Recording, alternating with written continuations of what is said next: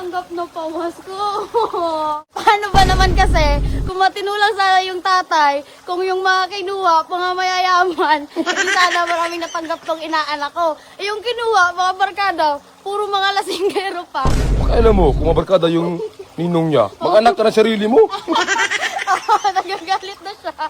So yun mga katapang, nagbabalik na naman ang nagpapatanggal ng stress niyo at nagbibigay ng stress ni Kuya. Ngayon mga katapang, bibigyan ko ng pamasko ang inaanak ko na anak ni Kuya dahil isa din ako sa naging ninang ng anak niya. Naawa din ako sa inaanak ko mga katapang dahil wala pang natanggap na pamasko galing sa ninong at ninang niya. Kaya ngayon, bibigyan ko para naman maging masaya si Kuya na may nagbigay sa anak niya. Alam niyo naman, si Kuya, siya lagi yung nagbibigay. Ang dami niya nang binigyan ng pamasko, mapakapitbahay, tropa, o ibang tao pa yan. So, andun sa labas si Kuya mga katapang. Tara, puntahan natin. Yan sila Kuya.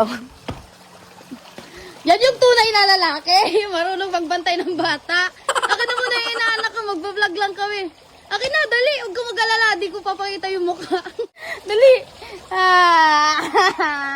O kuya, dapat ngayong February birthday niya. I-reveal mo na yung mukha niya kasi first birthday niya. Depende, pag mag-sponsor ka sa birthday niya.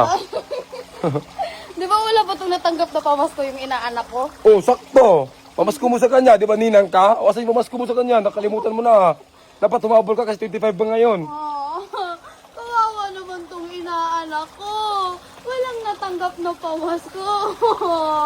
Eh, paano ba naman kasi, kung matinulang sana yung tatay, kung yung mga kinuha, mga mayayaman, edi sana maraming natanggap tong inaanak ko. Eh, yung kinuha, mga barkada, puro mga lasinggero pa. O, si Charles, lasing pa. Wala nung Christmas party hanggang ngayon. O, si JB, isa pa. Ano ba yan? Pakailan mo, kung mabarkada yung ninong niya, mag-anak ka ng sarili mo. Nagagalit na siya. Hindi naman tumabiro. O, kunin mo to ang inaanak ko. Kasi may bibigay ako sa kanya. Nagbigay ka nga lang, nangasar ka pa. Ano ba yan? Dapat di ka mainit ngayon. Kasi Yung bata Pasko sa'yo, ngayon. nagtulog sa'yo. O, kasi marunong ako, tingnan mo. O, kunin mo. Ano ba? Naramdaman niya na magbibigay ka ng pamasko. Hala.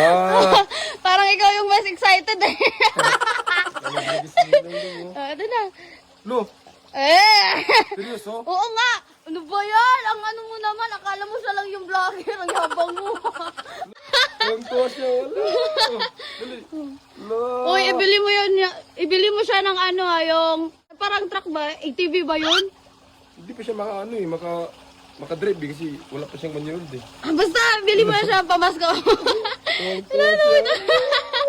Pumasok na yung sahod mo? Thank you kay Lolo Beta. Thank you, Nina.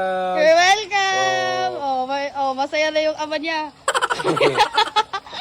Walang problema yan kung di nagbigay yung mga ninong niya, ninang niya. Intindihan ko naman yan. Hindi mo kailangan ng ninong na may pera, grante, tunay. Kaya nga, sabi ko nga, nagbibiro lang ako. Kaya ewan ko na kayo dyan, ha? Bye.